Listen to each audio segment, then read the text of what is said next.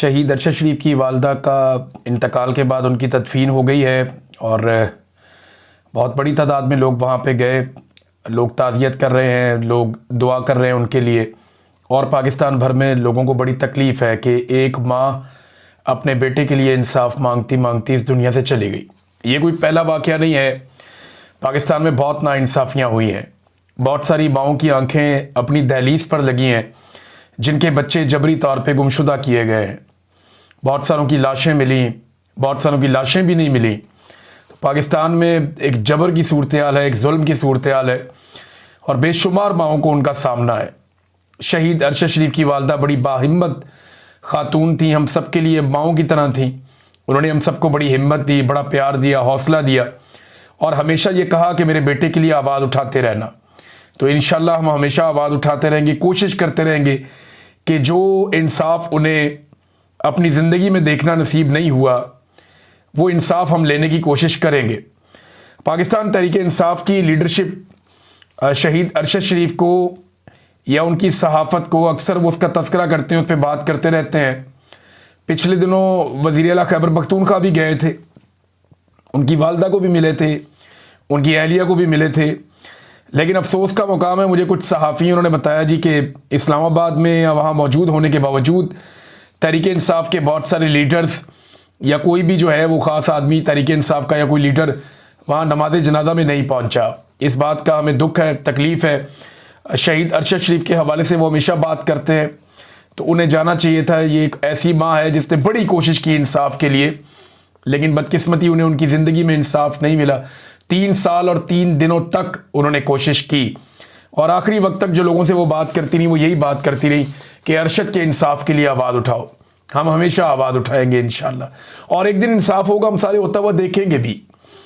अब नादरीन, कुछ खबरें मैं आप तक पहुंचाता हूं कि 4 सद्दा का जलसा हुआ पहला। अगले दिन खैबर के अंदर एक जरगा हुआ बहुत बड़ा, वो भी एक जलसा था। और उसके बाद अगले दिन करक के अंदर एक बहुत बड़ा जलसा हुआ। तो सीएम अफरीदी साहब जो हैं वो उन्होंने बड़े तगड़े हैट्रिक की है जलसों की और अवाम की उनके अंदर शमूलियत से अंदाज़ा होता है कि एस्टेब्लिशमेंट के लिए मुश्किलात पैदा हो गई हैं। यानी पहले धमकी लगाई गई कि इसको हम आने नहीं देंगे और हम इसको वज़ीर आला नहीं बनने देंगे, हमें ऐसी सूबाई हुकूमत ही कबूल नहीं है, ये भी कहा गया। तो DGSPR को खुद भेजा गया पेशावर, उन्होंने जाके बड़े सख्त अल्फाज इस्तेमाल किए।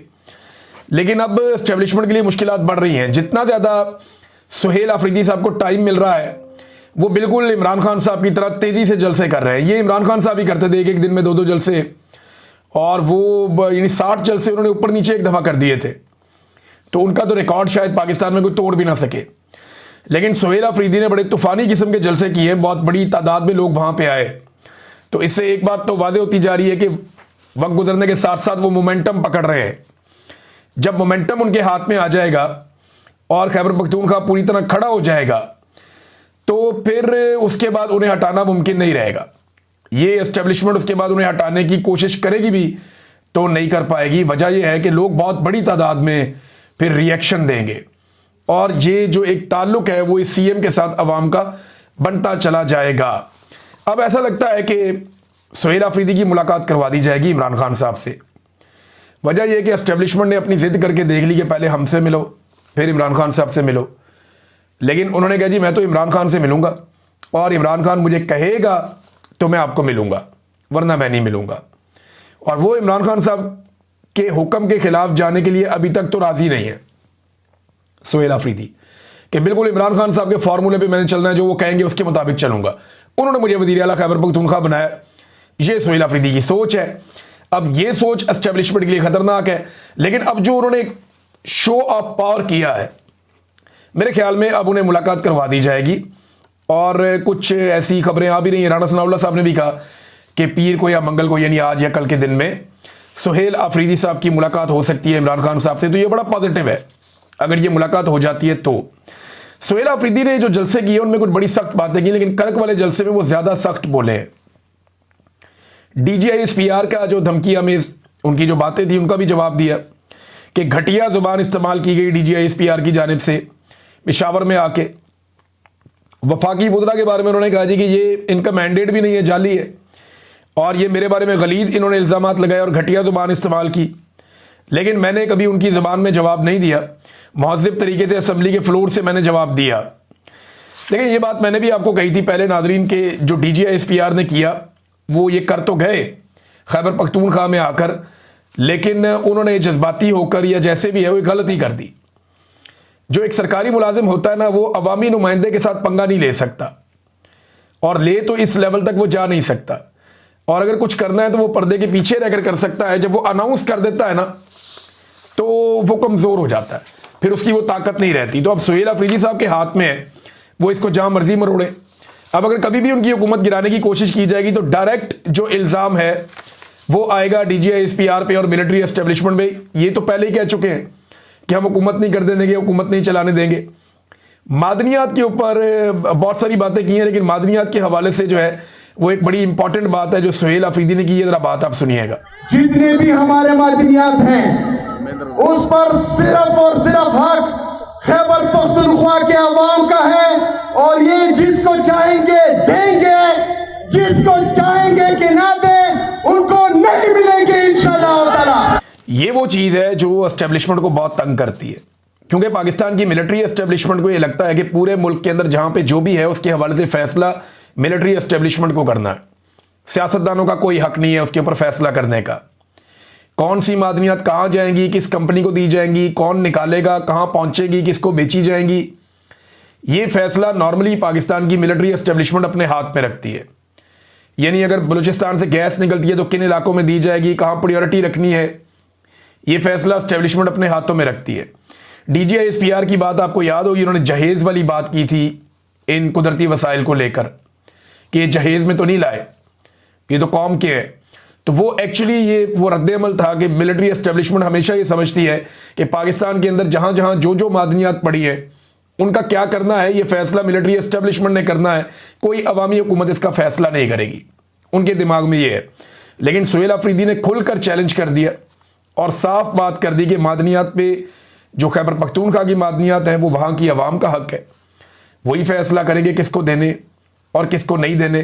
तो ये बड़ी चुभती हुई बात है जो एस्टेब्लिशमेंट तक पहुंची है। डी चौक जाने के हवाले से भी अब फैसला पाकिस्तान तहरीक इंसाफ हो सकता है करे आने वाले दिनों में, क्योंकि दो हिकमत अमलियाँ हैं जिन पे आजकल बात हो रही है। एक ये कि इस्लामाबाद की जानिब बढ़ा जाए, दूसरा ये है कि तमाम रास्ते बंद कर दिए जाएं, शराहें बंद कर दी जाएं और पूरे मुल्क के अंदर एहतजाज किया जाए। लेकिन उससे पहले एक मोमेंटम बनाया जाएगा और इस वक्त मोमेंटम बनने के ऊपर काम जारी है जो हम देख रहे हैं।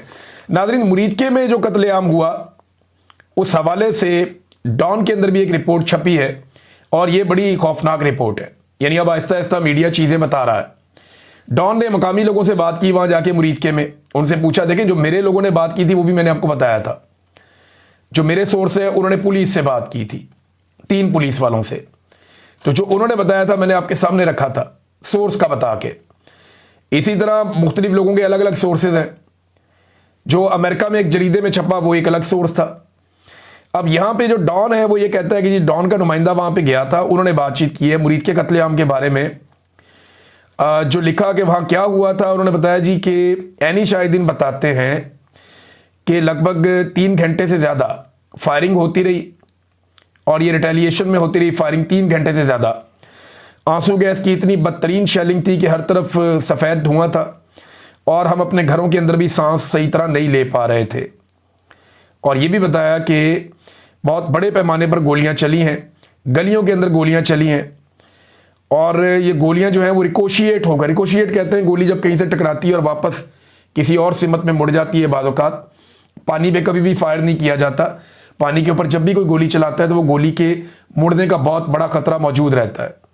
तो इस तरह कोई लोहे का या कोई सख्त जगह जहाँ पे गोली लगती है, ज़मीन पे लग के बाज़ औक़ात गोली उठ जाती है, किसी और जगह पे जाके लग जाती है। वो कह रहे हैं जी गोलियाँ रिकोशिएट होकर भी लगती रही हैं मुख्तलिफ जगहों पे और गोलियों के निशान मौजूद हैं। फिर वो ये कहते हैं कि हज़ारों गोलियाँ चली हैं, 3 घंटे से ज़्यादा फायरिंग हुई है और पुलिस इस दौरान में ऐलान करती रही है कि कोई भी अपने घर से बाहर ना निकले। सुबह 7:30 बजे के करीब जब गोली शोली चलना बंद हुई और पुलिस ऐलान करती रही कि घरों से बाहर कोई ना निकले, फिर जब पुलिस की जानिब से इजाज़त मिली घरों से बाहर निकलने की तो आवाम ने देखा कि वहाँ पे बहुत ज़्यादा गोलियों के, हज़ारों गोलियों के कॉल और जो कार्ट्रिजेस हैं उनके कॉल वहाँ पे मौजूद थे। और गुज़िश्ता रात वहाँ पे 5 से 7 हज़ार बंदा तहरीक लब्बैक का मौजूद था, लेकिन सुबह के वक्त वहाँ पे खून के धब्बे तो थे, जगह जगह पे खून के निशानात थे, लेकिन कुछ ज़ख्मी और दूसरे बंदे जो हैं लाशें या ज़ख्मी हमें दिखाई नहीं दिए। ये ऐनी शाहिदीन बता रहे हैं। कुछ लोग इस शर्त पे बता रहे हैं कि हमारा नाम आप सामने नहीं लाएंगे, लेकिन ये वहाँ सिचुएशन थी, बड़ी खौफनाक सिचुएशन है। तकलीफ नहीं, अपना ख्याल रखिएगा अपने इस चैनल का भी। अल्लाह हाफ़िज़।